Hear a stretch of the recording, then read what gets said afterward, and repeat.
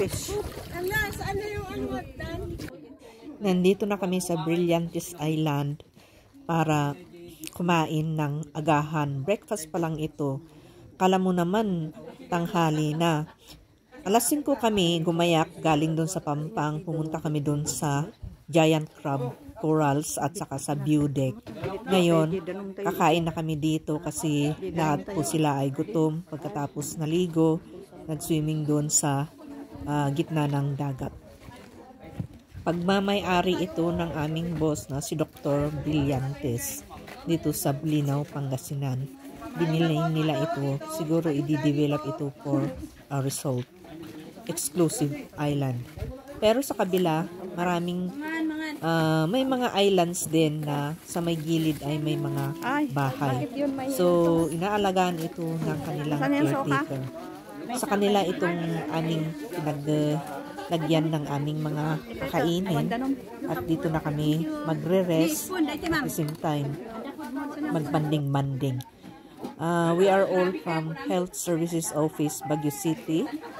At nag-training po kami ng 1 week dyan sa Bulinaw Resort, dyan sa Crisdilmar. Bawat isa ay may ayuda, tubig, o kaya may share sa pagkain. Ang oras ngayon ay only 7:30 in the morning. Pero pag tinitingnan mo, akala mo nasa tanghaling tapat. And super init siya. Ewan ko ba kung saan nanggagaling yung tubig nila dito. Kasi may tubig naman na hugasan ng kamay, yung mga plato, yung mga ginamit namin. Ewan ko kung saan nanggagaling yung tubig nila. Basta may tubig. Pagkatapos namin kakain dito, babalik na kami doon sa aming accommodation.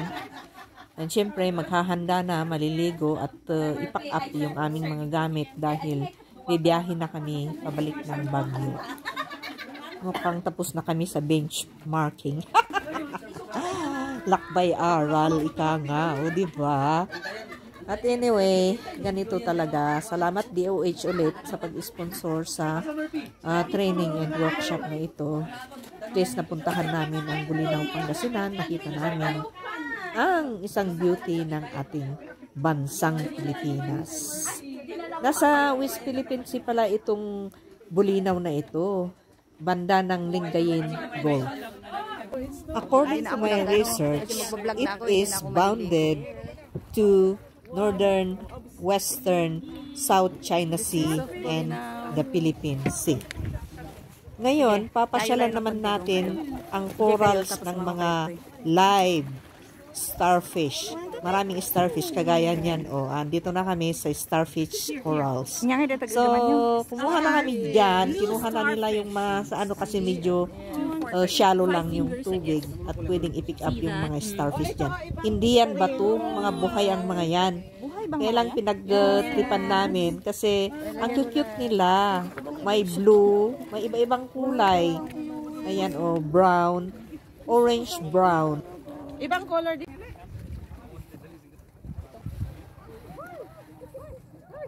Ala, iyan. Hindi kayo, naglangoy. Wala kami maibiyok na kayo. Kami nga ma-enjoy, ma'am, kasi wala kaming goggles. Bakit lumalayo? Hi!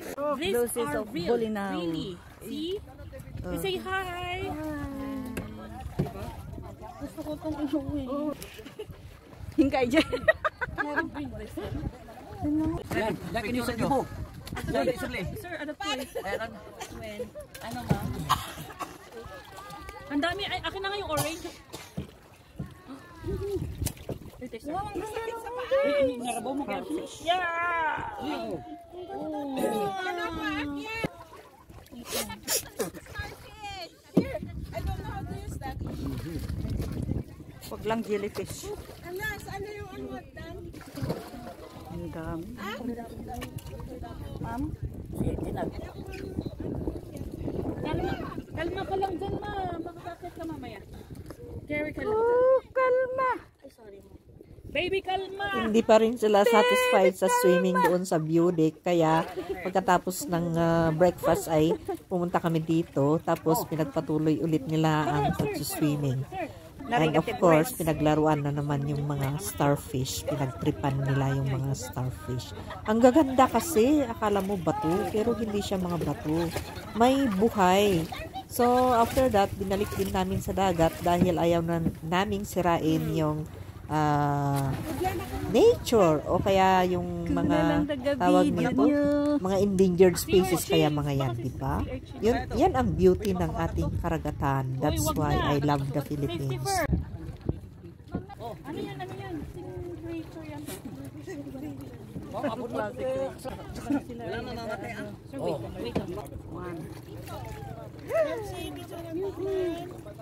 Baka starfish yan, ma'am. Hindi pa nag-ano. Round. Buhay daw ito. Ha? Baka starfish yan na ano, tignan mo. Meron siyang... Tanungin mo, kinakain yan, pakain mo na. Awan mo container yun, maibabad ko ba? Mas picture mo. Mga buhay mga to ah. Real. Hindi kaya mo tinanong ano. Seafood. Seafood? Huh? Seafood ba? Ano siya? Anong tawag doon? Stone. Hindi. Anong tawag doon? Hindi yan. Yung hawak na. Yung kakaibang kinakain. Joke lang. Hindi ko maisip. Alam, palanguyin yun. Tahan na matay. Oh, palanguyan nyo. Oo. Mawa naman kayo sa kanila. Oh.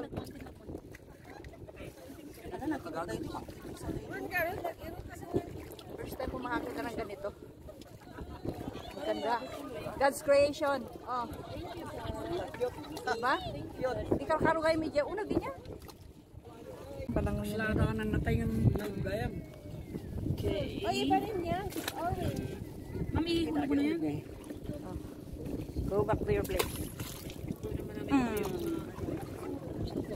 Doon, yung mga people of the Philippines.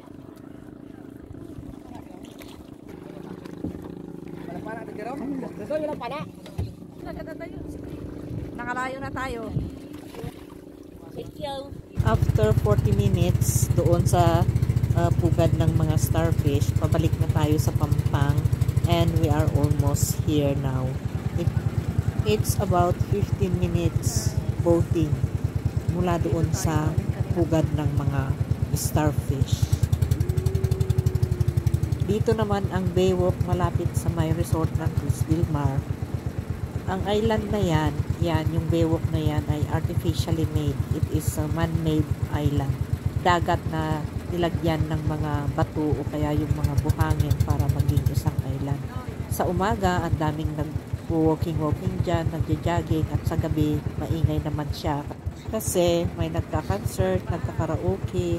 Ayan, yung mga tao lumalabas para mag-enjoy at langhapin yung hangin mula sa dagat. Eto na kami. We are almost ready now. Going up to Baguio. Naka-impake na kami. Yung mga bagahin namin nasa sasakyan na. So, ayan po yung Cruz del Mar. Nandiyan lang tayo. Kasi bumili kami ng mga fresh isda at bumili ng mga ice box para hati-hatiin na lang. Hayayay, hayayay. Hindi nga kami masyadong nakapag-take ng mga pictures dito sa kapaligiran na to. So, habang hinahanda yung ating halo-halo, take picture muna tayo. O kaya, ayan, enjoyin yung surrounding. Mga kasama natin nandun na sa sasakyan. Pero kami, inaantay namin itong in-order naming halo-halo. Halo-halo is life sa mainit na panahon. Okay na? Okay na? Baka kami nag-order ti halo-halo. Oh, halo-halo. Ikaw rin.